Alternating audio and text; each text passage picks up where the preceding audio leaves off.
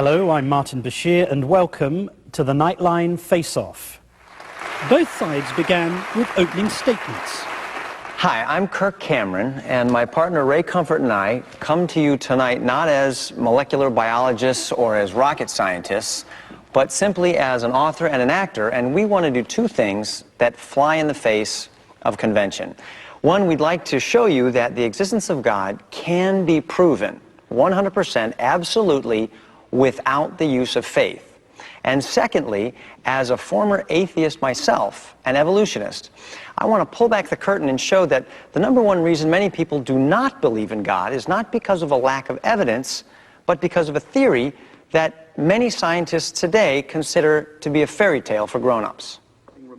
Cameron left much of the proving of God's existence to his partner.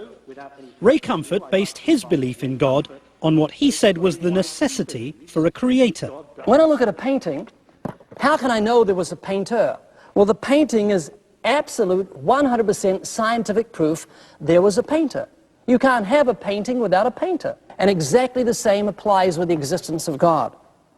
How do we know God exists? You can't see him, hear him, touch him, taste him, or smell him. Well, creation is 100% scientific proof there was a creator. Brian, Sapient and Kelly, who'd been listening with a growing sense of impatience, then mercilessly mocked the Christian position, describing it as unscientific and imaginary.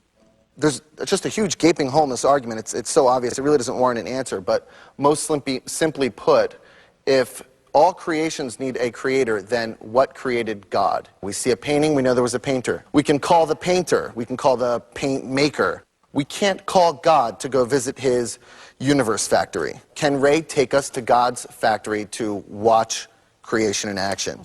There was then an opportunity to put questions to both sides. If you were born in Pakistan, you might well call your faith Islam.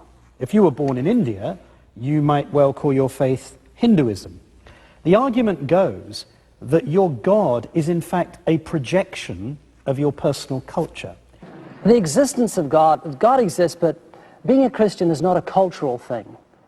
Being a Christian is being converted by God himself, and it doesn't matter where you are, whether you're in Pakistan, Timbuktu, Moscow, if you hear the gospel and call upon the name of God, he'll reveal himself to you.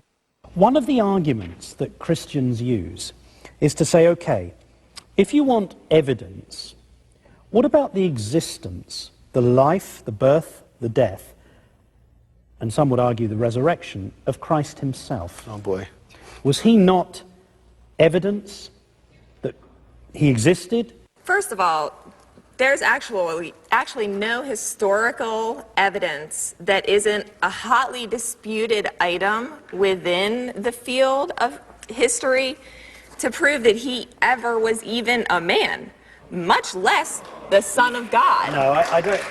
With respect. Could I just answer this? Sorry. Something Yeah, that's please. not confounded. Okay, Kelly, hold it. Go. That's Ray. just not true. Josephus spoke of Jesus very Just clearly. it's a because wasn't forgery. Contemporaneous. And listen And to not this. contemporaneous. One sec, let's let him You finish. have got so much faith in history books. You quote history books like they're gospel, and you ignore the gospel records. Kirk Cameron then denounced evolution, saying that the theory contained huge gaps. Science has never found a genuine transitional form that is one kind of animal crossing over into another kind, either living or in the fossil record. And there's supposed to be billions of them. Now, what I'm about to show you does not exist.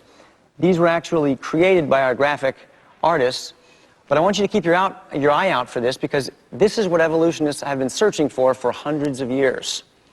All right? And if you find one of these, you could become rich and famous. So here's some transitional forms.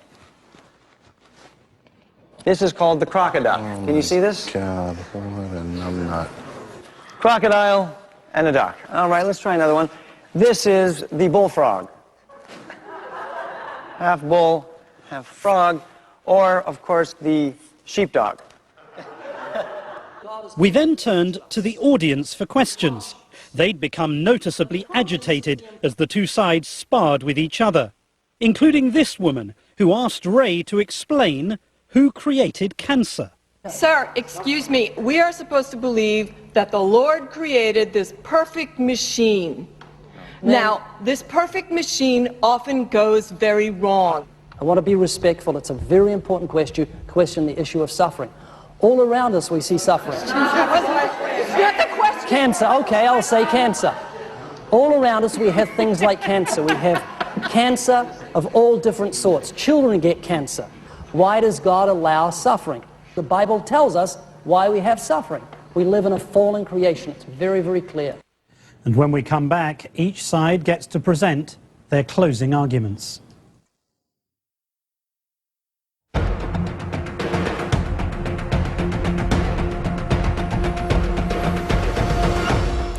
We return now to the first Nightline Face-off, where two Christians have been arguing with two atheists about the existence of God. Both sides have been robust in presenting their case, and the arguments have become increasingly passionate and personal. After 80 minutes of debate, both sides would address the audience for the final time. First, the atheists. Way of the Master is right. Religion is a force for good. When you take out the murder, mass genocide committed by God as documented in the Bible, religious wars, burning witches at the stake, Ted Haggard. If someone insists there is no God, when creation clearly demonstrates that there is a creator, the problem is not an intellectual one. It is a moral one. It is not the problem that you can't find God. It's that you won't find God. It's a matter of the will. Everywhere else in my life, I'm logical and rational. Just this one little spot, my little God box in my brain, I won't let my logic seep into there. There's one chance in a million that what we're saying is true. Soften your heart. Pray. Listen to the voice of your conscience. Look at the genius of God's hand through creation. Abandon your guilt and fear. You have to make a decision about what you believe about God. And you'll feel better for it. It's the biggest decision you'll ever make in your life. I promise you, you will not burn in any hell that man has created to scare you into belief.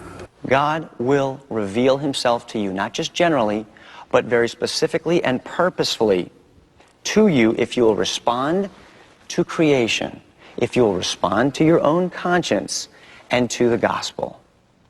Thank you. Thank you. But even as I closed the formal part of the evening, and that just about rounds up our first Nightline Face-off debate, the arguments continued to rage within the auditorium and even outside on the street. I absolutely hate what they're doing. Yeah. And by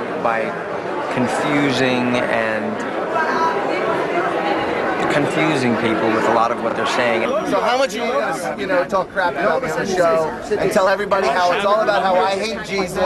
Wow. And what of those who'd been at the heart of the battle? Kirk Cameron and Ray Comfort looked exhausted, visibly shocked by the experience. I wasn't expecting so many angry atheists in the crowd. It just seemed to be a display of mockery and sarcasm. That was a pretty thankless task, let's be honest. Oh, absolutely. I didn't come to New York to win any popularity contests, and I don't think we won any in the room. Can I just speak on Kirk's behalf? Yeah, all please. his life he's had people just love him to pieces because of who he is and what he's done. So to throw himself among wolves is totally tanking his Hollywood career. But he's doing it solely because he loves God and he loves people. And I greatly admire that. Brian and Kelly also seemed mildly regretful at the way the debate had gone. Thing in our notes to each other. Bad. Yeah, we feel like we need to hug Ray and Kirk because we were pretty hard on them. But, we can't stop ourselves from being honest. It was difficult to know if either side could claim victory. There'd been a fierce exchange of views about one of the most fundamental questions. I would rather go to hell than go to heaven and worship a megalomaniacal tyrant. Okay. But it seems unlikely that anyone changed sides as a result of the debate. I don't think that the atheists had a strong platform. The Rational Response Squad was pretty much on the money, and I'm willing to bet they could have said a lot more. I feel so sad for these atheists because basically they're completely lost and without hope. I wonder what Kurt would have been like if he'd grown up to be an adult atheist. I'm a believer, and there is a God. Yeah. But maybe that was the point. Getting two opposite sides into an auditorium just to talk about their differences may have been an achievement in itself. And so ends the first Nightline Face-off, but the debate continues on our website at nightline.abcnews.com, where already there's a pretty lively exchange featuring thousands of your comments. We encourage you to join the discussion and share your thoughts. And you can also see much more of the debate online at abcnews.com.